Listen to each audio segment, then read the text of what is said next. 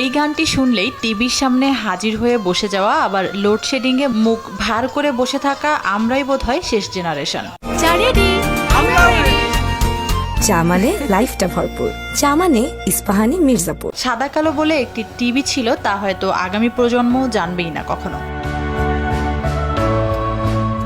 মারা গেছেন Ayub Bachchu, Michael Jackson অনেক দিন হলো।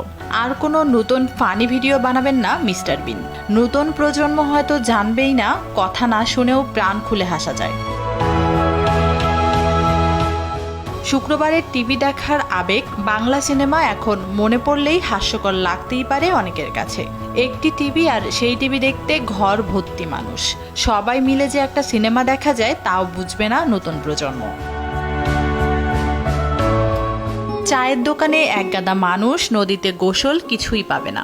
ভাই বোন এখন যে যার মতো থাকে।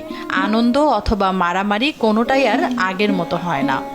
আক্ষরিক অর্থেই এই পৃথিবীর সব থেকে ভাগ্যবান জেনারেশন আমরাই, যারা 90-এর মাঝামাঝি থেকে 2005-06 অবধি শৈশব কাটিয়েছি।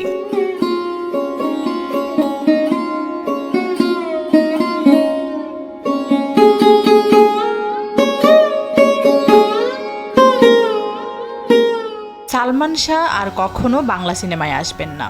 রাজ্জাক, রাজীব, হুমায়ুন ফরিদি সহ সবার অভিনয় ছিল কি অসাধারণ। টেলিসামাদ, দিলদার তো অনেক আগেই চলে গেছেন। বাংলা সাহিত্য এবং হিমু, মিসির আলী থেকে শুরু করে বাকের ভাই, তিতলি কিংবা কঙ্কা, আমরাই মনে হয় শেষ জেনারেশন, যারা মাঠে ফুটবল খেলতে 22 টাকা দামের বল কিনতে সবাই মিলে টাকা জমাতাম। একটা ব্যাট কিনতে আমাদের অনেক কষ্ট হতো।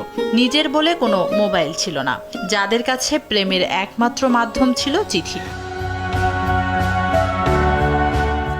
আমরাই একটা নরবরে দলকে চোখের সামনে মাথা উঁচু করে দাঁড়াতে দেখেছি। সাকিব আল হাসান, রুবেল, মাশরাফিকে দেখেছি।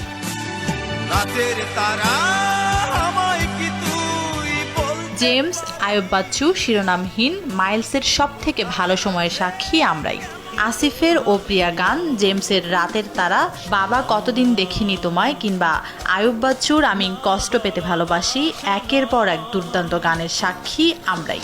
আমি কষ্ট পেতে ভালোবাসি, তাই তোমার কাছে। খুব বেশি সহজলভ্য ইন্টারনেট পেয়েছি, গুগল, ইউটিউব, ফেসবুক সব পেয়েছি।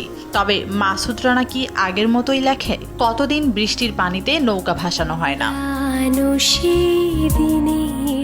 অনেক স্মৃতি আছে আমাদের, আবেগে ভেসে যাওয়ার মতো গল্প আছে। বাবাকে জমের মতো ভয় পাওয়া জেনারেশন হয়তো আমরাই।